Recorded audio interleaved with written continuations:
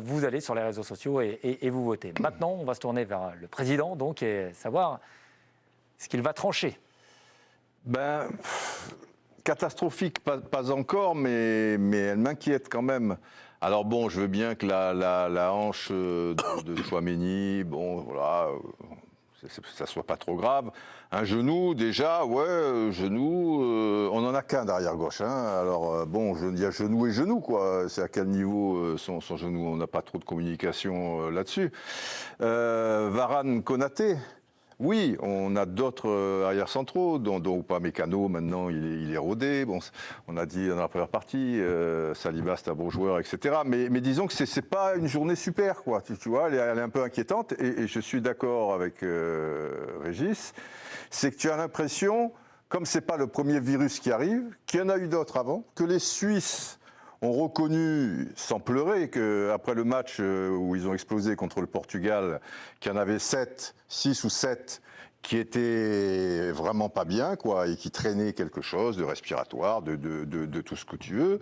On met pas le doigt sur ce virus. Il y a un virus dans ces pays-là qui existe, qui est une forme de... Alors, je ne sais pas si on peut employer le mot Covid ou quoi, qui existe dans les pays du Golfe, qui s'est déclaré en Arabie Saoudite il n'y a pas longtemps et qui rôde un peu.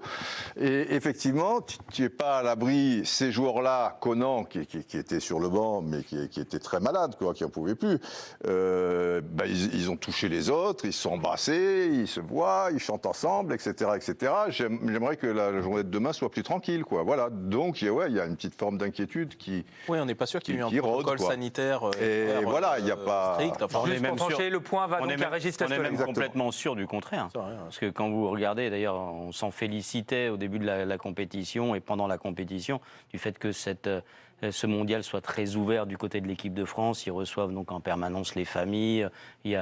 Personne ne porte jamais le masque. En tout cas, on n'a vu aucune image comme ça. Et que finalement, c'était très détendu. Bon. En tout cas, alors qu'on sait bien que les virus circulent là-bas. Le Covid, on n'a pas le droit d'en parler, donc on n'en parle pas. Ce que vous êtes en train de me dire, c'est pas là les infos qu'on vous donne aujourd'hui, c'est le fait que possiblement, on pourrait avoir un Mbappé, un Griezmann qui évidemment. C'est ça qui vous inquiète, l'a dit, et Didier a enchaîné là-dessus. C'est ça qui est inquiétant surtout. C'est-à-dire qu'on voit bien qu'il y a une promiscuité permanente entre les joueurs. Ça, c'est tout à fait normal. Mais en plus, avec beaucoup de personnes de l'extérieur, jusque même d'ailleurs les journalistes qui sont en contact aussi permanent avec les joueurs. Permanent, non, mais en tout cas en contact physique aussi avec les joueurs. Regarde, Bertrand, il est malade. Il n'y a pas la moindre précaution qui est prise. Donc c'est vrai que si on veut être alarmiste, on peut se dire, finalement, pas la moindre précaution. Pourquoi pas demain, pourquoi pas d'autres demain. Pourquoi pas d'autres demain. Et même le jour de la finale. Est-ce que vous pouvez nous préciser, nous donner quelques informations peut-être sur les mesures qui sont prises justement autour de l'équipe de France pour tenter de protéger les joueurs et éviter la propagation du virus ? Elles se sont accrues, hein, les mesures autour de l'équipe de France depuis ces dernières heures. Par exemple, ont été demandées aux journalistes en zone mixte et ceux qui travaillent pour les médias détenteurs de droits de porter un masque. Ce n'était pas le cas depuis le début de cette compétition. Les joueurs qui maintenant ont quelques symptômes dès le début sont mis à l'écart et ne participent pas à la vie de groupe. Et même pour dîner, pour déjeuner, ils ne sont pas avec le reste de l'équipe. Il y a des mesures qui sont supérieures à ce qui était le cas en début de compétition et c'était bien légitime. Puisqu'en début de compète, il n'y avait pas de soucis, ça a duré pendant un moment, puisqu'on en parle uniquement depuis quelques jours maintenant. Après, pour ce qui est de l'hôtel des Bleus, pour y avoir passé beaucoup de temps avec les copains de la chaîne devant cet hôtel à faire du duplex, c'est loin d'être un hall de gare et même pour les familles. Il y avait des moments au lendemain des matchs où les familles pouvaient accéder à l'entraînement. Il y a eu un jour, 2 nuits où les familles ont pu dormir avec leur mari, pour ceux qui sont en couple, pour être tout à fait clair, mais bon, j'ai pas envie maintenant de mettre au débit de l'équipe de France le fait qu'il y ait pu avoir une vie sociale plus développée que ce qui était le cas lors de l'Euro 2021, puisque ça a aussi largement participé à la bonne humeur autour de cette équipe, et chacun soulignait le fait que c'était important pour eux aussi d'avoir des moments d'interaction un petit peu avec leur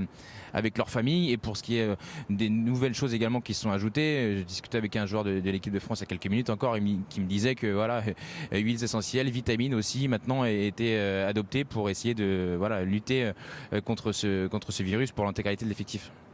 Juste Bertrand, parce qu'on rappelle pour ceux qui viennent de nous rejoindre, mais que vous-même vous avez été touché par ce virus, il y a beaucoup de gens que vous croisez, même dans l'entourage des journalistes. Enfin voilà, est-ce que vous avez le sentiment là que ces derniers jours, ça a un peu proliféré autour de vous?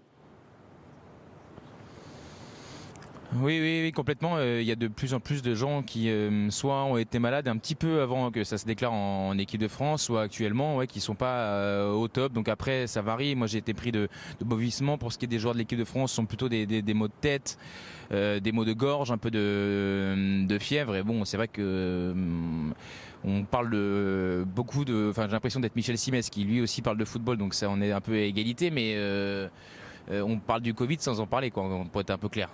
D'accord, très bien. On salue notre confrère Michel Simès, bien sûr, docteur Tastelin. Oui, que vous aussi, un confrère. Bien sûr. Mais en plus, quand même, ces problèmes de santé de l'équipe de France viennent s'ajouter à un jour de récupération de moins par rapport aux Argentins. Donc, c'est-à-dire que déjà, on pouvait avoir une inquiétude un peu physique, mais la plus traditionnelle sur la récupération. Et si vous y rajoutez par-dessus ça un virus, on va dire comme... Sans compter ceux qui sont peut-être moyennement bien et qui le disent pas aussi, quoi. Tu vois, pas au point de tomber, mais qui commencent à avoir un petit peu des petits symptômes. Enfin, je veux dire, tu peux tout imaginer. Dembélé, Pardon Non. Non, tu l'as pas. Olivier, vous étiez alors plutôt à vouloir rassurer. Demain, on sera veille de match. Veille de finale de Coupe. Mais on est aujourd'hui, pour le moment. Oui. Donc aujourd'hui, je suis serein. Maintenant, si demain matin on se réveille et il y a 4 mecs de l'équipe de France Non, mais même supplémentaires si de demain malades, tout le monde. je serais peut-être un petit peu inquiet. Si quand demain même. il y a des absents à l'entraînement, par exemple. Mais si c'est, alors, encore une fois, je ne vais pas être, si c'est Guendouzi, si c'est, c'est vraiment pas sympa. Une balle perdue. Normalement, t'es le gentil de l'émission, je te rappelle. je suis pas méchant. Je suis logique par rapport au choix de Didier Deschamps. Tu lui en as mis une petite quand même. Quoi. Donc, Ils ont un deuxième au moins quand même. Ah oui. Alors, Bertrand va réagir. ça te va, Vérito? Ça se fait deux, quoi. Bertrand va réagir en même temps à vos propos, Olivier, qui semble indécent. Allez-y. Allons-y.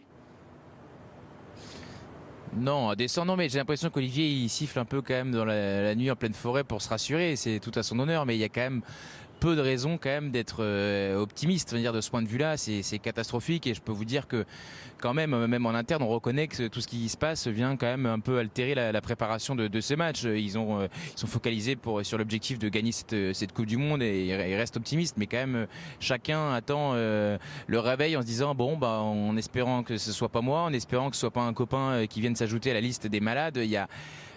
C'est quand même pas resplendissant. Donc effectivement, peut-être que les joueurs qui sont actuellement à l'écart iront mieux demain, mais quoi qu'il en soit, ceux-là déjà, ils pourront difficilement être à 100%. Et on l'a vu lors de la demi-finale, le cut était beaucoup trop court pour Rabiot et même Upamecano, il pouvait être sur la feuille de match, mais il a quand même pas pu débuter la rencontre. Donc c'est très négatif et ça s'inscrit dans un contexte plus global où déjà on a dû faire face avant la Coupe du Monde à beaucoup de blessés. Les joueurs qui sont là, mais enfin on est juste pour pas être la défense, il y a ni Lucas ni Kimpembe qui sont sans doute deux titulaires de cette équipe.